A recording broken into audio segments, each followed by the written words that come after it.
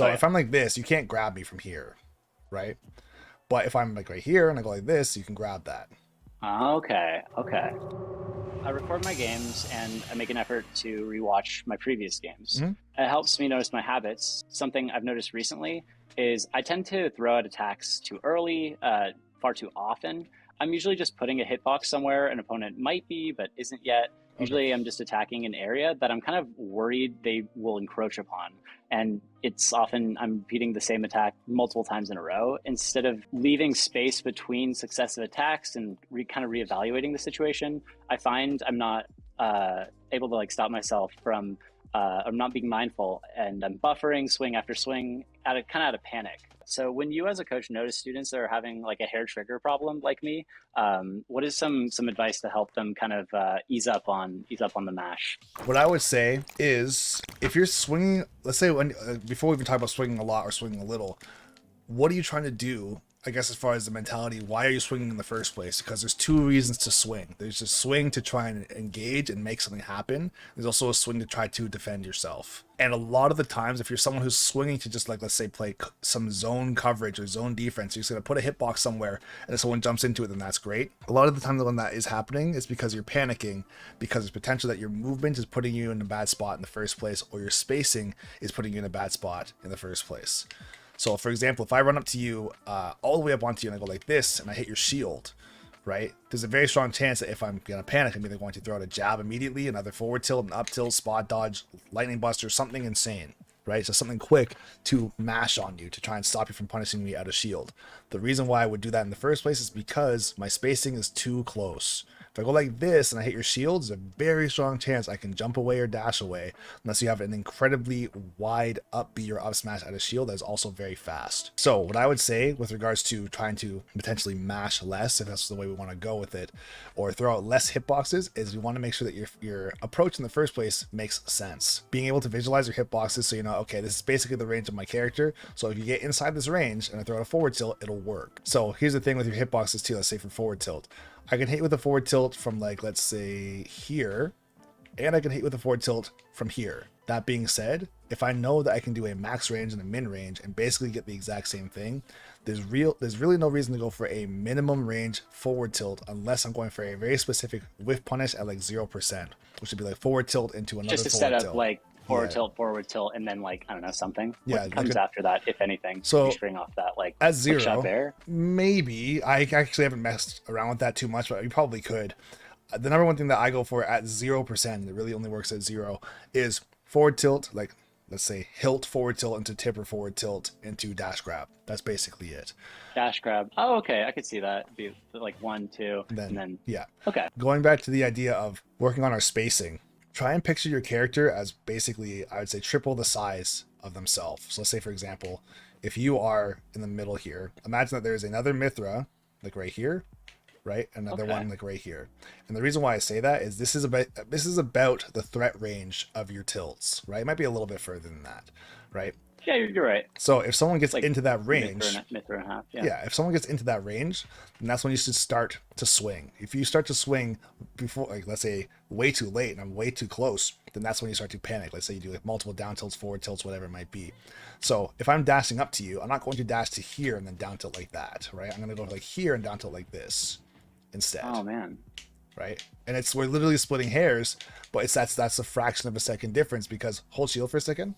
Actually, face me. So if I'm like this, you can't grab me from here, right? But if I'm like right here and I go like this, you can grab that. Okay.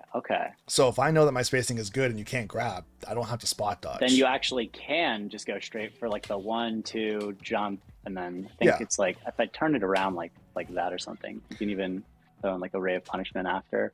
So there's more to the story too, right? So let's say, for example, this is how important spacing is, okay? If I go like this and I hit your shield, actually, you know what? We'll start with the bad version first. If I go like this, right? Hold shield. If I go like this and then you grab me because it's not safe on shield, my singular move that I just went for was actually a bad thing to go for. However, if my spacing is good and I had the exact same thing happen again, so like this, you go for a grab, I can literally do it again and I'm safe to now reverse the situation, even though the first two moves were the exact same. The difference was the spacing.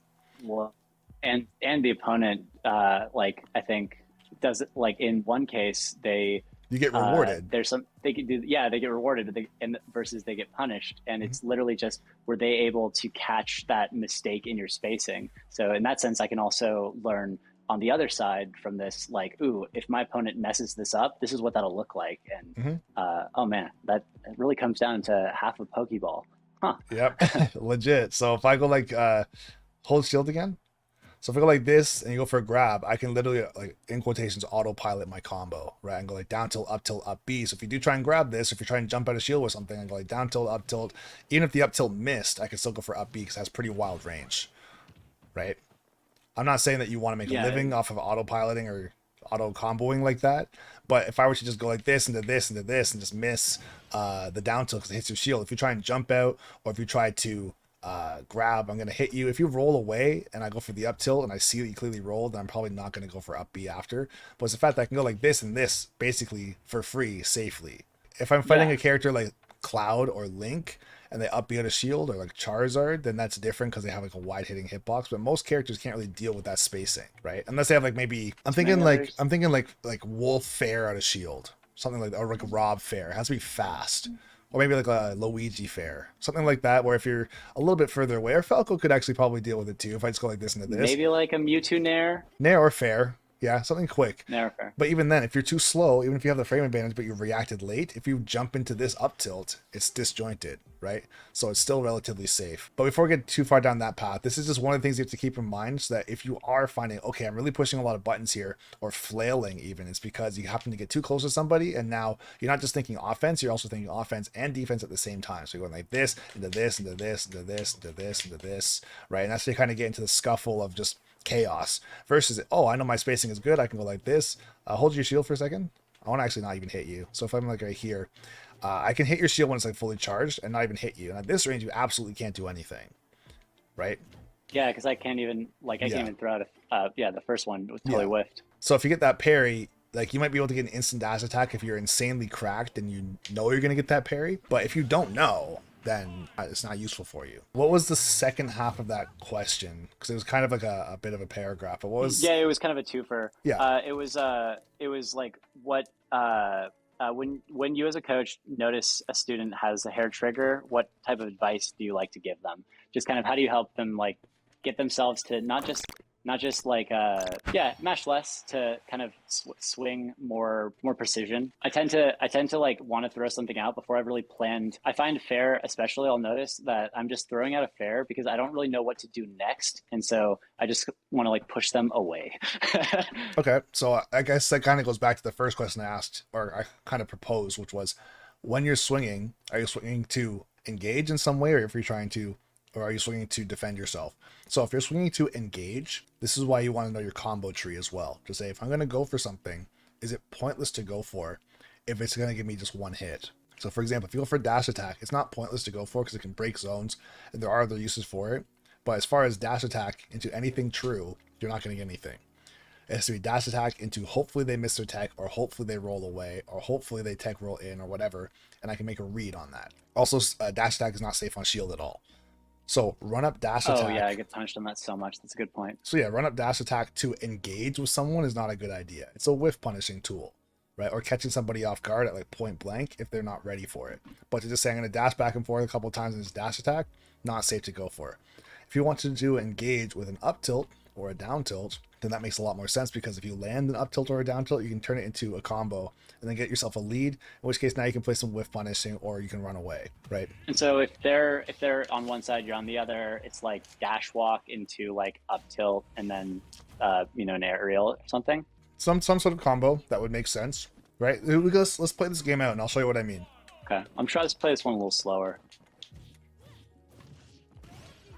Oh damn! I was trying to split that entire last game to get that. You just got it. Oh, you almost got it twice. Oh my. Right there, I don't want to swing on you to try and get back. I'd rather just get onto the platform, get my jump back, and get out of there.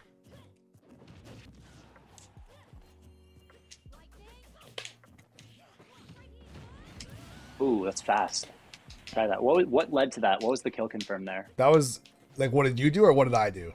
You did something and then went to like substitute to boom. But you started as Mithra. I'd never seen that. I just went down tilt. Anywhere from like 95 to about 140, you could probably get that. Oh damn, I buy that. And that doesn't have a lot of landing lag. So with a down tilt, if you're like Or not landing. yeah, you couldn't air dodge, right? So let's say if I get you up onto the platform, you could tech it or miss your tech, but you can't jump out of this or air dodge or just escape for free. No matter what, you're gonna be put on the platform in some way. So if you miss your tech or you tech in place, I had time to switch. Possibly, if you're trying to watch to see if they did get the jump, you might even be able to catch them with that. They can't jump. They cannot jump. This is basically like getting Electric Wind Godfist onto a platform. Oh, okay. They're just screwed. Like you could tech and roll to one side or the other, but if you tech in place or just miss your tech, you're dead as hell. Like completely dead. So the setup was just down tilt, switch immediately into up smash immediately. So I wasn't waiting to see what you were going to do. I just did it as fast as I could so you didn't have a chance to do something. If I wanted to, let's say, do down tilt, switch, and then see what you're going to do, I could probably go for an up tilt. Right, like if I just watch you right here and you rolled over here, I could like jump with an up air and just cover the whole thing. Right, I could do that as well. Makes sense. You'd like read this side, read that side. You can get there pretty fast. Yeah. Okay. That's why I also try to keep myself in the middle so that if I do up smash, you notice it basically covers the entire platform anyway. So you have to be an insanely small character to get away from that. Right. Average size character is going to get murked. Right, but if you're off to one side or the other, if they roll the other side, they're out of there for free. But you got to make sure you're. Then you turn that into a 50-50. Yeah. So you got to make sure you're in the middle here. If somebody, let's say if I were to get it right here, or if I want like down tilt into switch, I'd probably go for like a fair or like a back air here because they're probably going to roll away. That makes sense because they're sort of being hit. They want to escape the combo. They're already like going to land on a platform. And so psychologically, like they're going to want like tech roll out here where it feels safer. And so then that's the same way you punish someone when like you like have a new stock and then you just like charge a smash like right there. Yeah, they're in the corner like this and they roll over. Yeah. Yep. Okay, so it's kind of like that. It plays on that same human psychology. Well, so I was going to say this entire game is human psychology. The best part about this game is the fact that you're not fighting a computer. You can actually outsmart the person you're playing with. It does not mean that you have to necessarily be smarter than them, right? It can be a small interaction where it's like, oh, I thought this was going to happen and I was wrong because the person outsmarted me in one spot, right? As far as catching someone's roll, someone holding shield for too long, jumping when they shouldn't have, mashing on your shield, whatever it might be, right? So keep that in mind for sure. You can always outplay or outsmart anybody at any given time. The best players are the players that outsmart the other player more consistently. Because at top levels of play, everyone's execution is basically the same, right? If you mess up in front of a top player, they're probably going to punish you as best as possible, if not kill you, right? So that's like what I think really was the allure of this game to me when I got it like a few months back. Is that it's such a layered game of like chess and you reacting to your opponent's reaction to your reaction to I love it. Yeah. And that's the thing too, is like I was even going to say with chess, there's optimal plays, but there's also plays that can be made that are suboptimal to give away pieces so that in the future you can make a better play because someone gets lulled into a trap believing that, oh, they made a good move, when realistically now you gave up a smaller or weaker piece for one of their stronger pieces or even a checkmate, right? Some of the best players in the world with regards to chess they have no problem losing their bishops, rooks, or queens because it could mean that they're going to just win, right? It's like, oh, I can literally pin someone down with pawns and a singular knight, and now you're literally screwed, even though you took my queen. I didn't need my queen, right? Because I outsmarted you to win. I wasn't just playing the game, I was playing the player. Exactly. You're playing 5D chess, 4D chess, whatever it is. All right, let's try and, I guess, fight this one out. I have 1 minute. 1 minute of playtime. All right, 2 stocks. Here we go. We can get there. Oh, no! I almost did it. Imagine. Oh, he's dead. Just kidding. Unless.